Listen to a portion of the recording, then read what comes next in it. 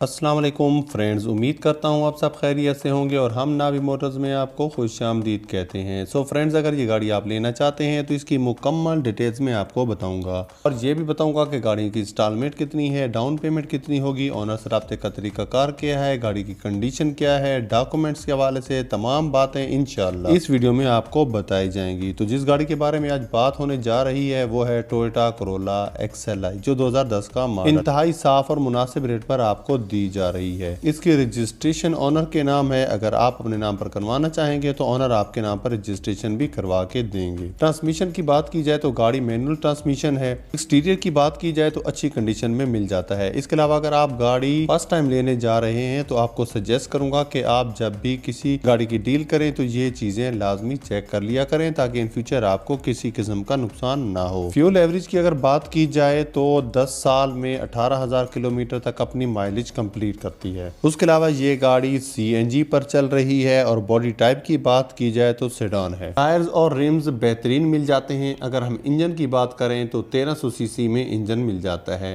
Token paid है। अगर battery की बात की जाए तो यूज्ड में है।